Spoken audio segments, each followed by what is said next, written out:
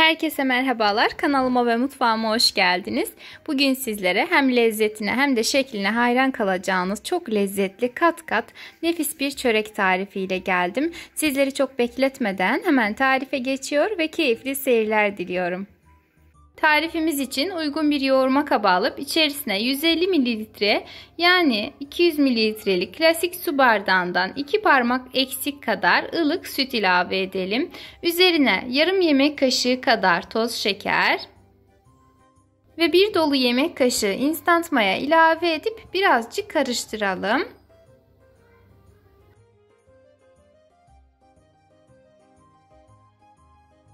Mayamız aktifleşmeye başladığında içerisine yarım çay bardağı eritilmiş tereyağı, yağın kaynar olmamasına özen gösterelim ve de 2 adet yumurta ilavesi yapalım. Bu arada daha sonra çırpıcı kullanmamak adına yumurtaları da baştan çırparak ilave etmeyi tercih ettim.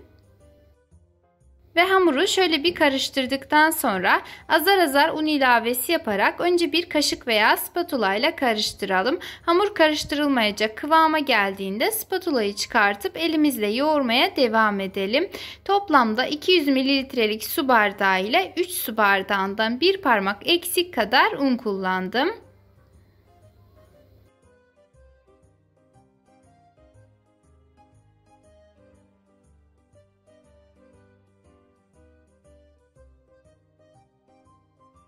Hamuru güzelce toparladıktan sonra üzerine 1 tatlı kaşığı kadar tuz ilave edip yoğurmaya devam edelim.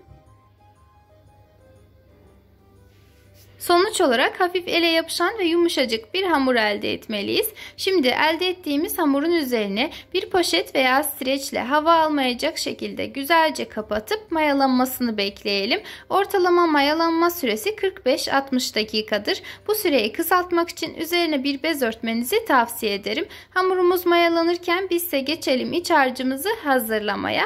Bunun için ben 3 adet orta boy patates kullandım. Patateslerin kabuğunu soyup güzelce yıkadıktan sonra pişebileceği boyutlarda doğrayalım.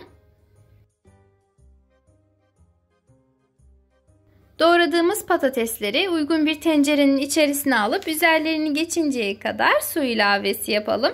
Yeteri kadar su ilave ettikten sonra tencereyi ocağa alıp kapağı kapalı bir şekilde orta ateşte patateslerimizin haşlanmasını bekleyelim. Patatesler yeterince yumuşadıktan sonra tencereyi ocaktan alıp yerine uygun bir tava alalım ve tavaya birazcık sıvı yağ veya tereyağı ilave ettikten sonra 1 adet küp küp doğranmış soğanı içerisine ilave edip hafiften pembeleşinceye kadar kavuralım. Soğanlar rengini değişmeye başladığında üzerine 3-4 dal kadar ince doğranmış yeşil soğan ilave edip birlikte ortalama 1 dakika kadar daha kavuralım.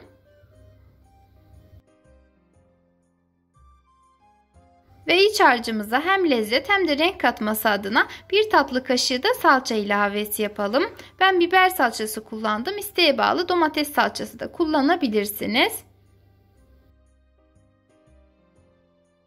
Salça ile birlikte de yeterince kavurduktan sonra üzerine haşlanmış ve suyu süzülmüş patatesleri ilave edelim. Bu aşamada damak zevkimize göre baharat ilavesi yapalım. Ben birazcık pul biber, karabiber ve tuz kullandım. İsteğe bağlı farklı baharatlar da kullanabilirsiniz. Baharatları da ilave ettikten sonra patates ezici yardımıyla patateslerimizi pürüzsüz bir kıvam alana kadar ezelim.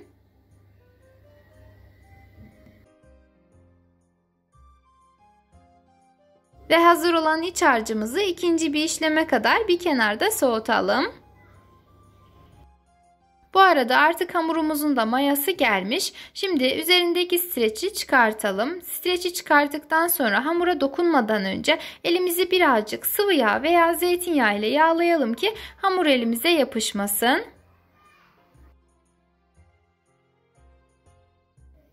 Hamuru tezgaha almadan önce açarken yapışmaması için tezgahımızı da elimizle güzelce yağlayalım. Hamuru elimizle genişlettikten sonra merdane yardımıyla açabildiğimiz kadar açalım.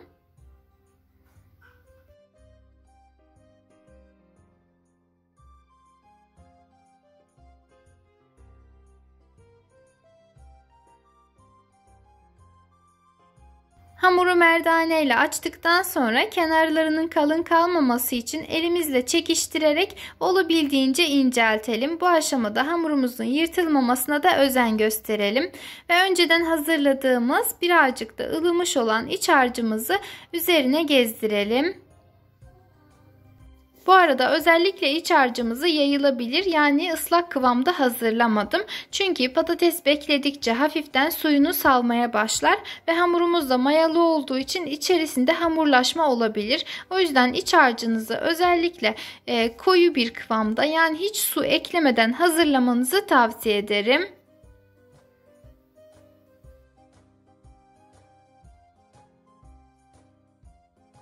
Ve iç harcını her tarafına eşit olacak şekilde güzelce yaydıktan sonra hamurun bir ucundan tutup içe doğru katlayarak rulo şeklini verelim.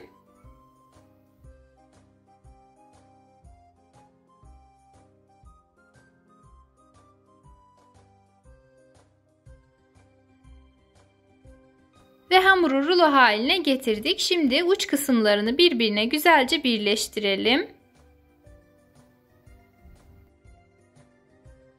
Ve hazır olan rulomuzu yağlı fırın kağıdının üzerine alalım. Bu aşamada çöreğinizin hangi tarafı kalın ise o tarafından hafif çekiştirerek boyutunun eşit olmasını sağlayabilirsiniz.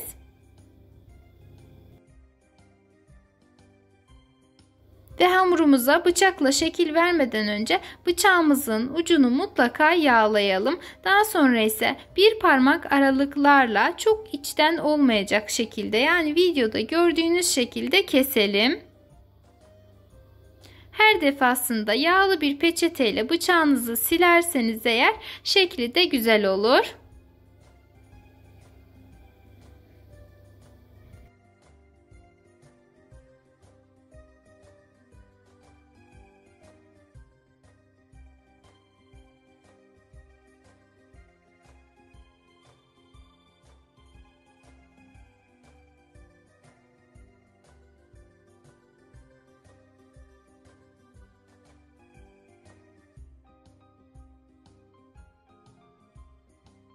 Ve hamuru olabildiğince eşit boyutlarda dilimler haline getirdik. Şimdi o dilimlerden bir tanesini alıp içe doğru katlayalım. Ve diğer dilimleri de aynı yönde, aynı şekilde katlayarak hamurumuza şekil verelim. Bu arada eğer videomu buraya kadar izlediyseniz herhangi bir sorunuz, görüşünüz, öneriniz var ise yorum kısmında belirtebilirsiniz. Eğer hiçbirisi yok ise bile bana destek olmak adına yoruma sevdiğiniz bir emoji bırakırsanız çok sevinirim.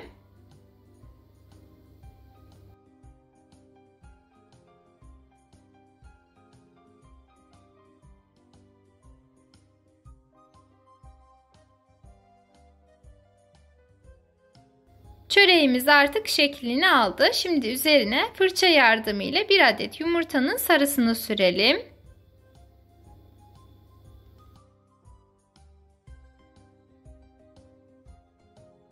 Ve hazır olan çöreğimizi fırın tepsisine aldıktan sonra önceden ısıtılmış 180 derece fırında altı ve üzeri kızarıncaya kadar pişirelim. Ortalama pişme süresi fırından fırına değişebilmektedir. Benim fırınımda 45 dakika içerisinde hazır oldu. Fırından çıkan ve ilk sıcaklığı geçen patatesli çöreğimiz artık servise hazırdır.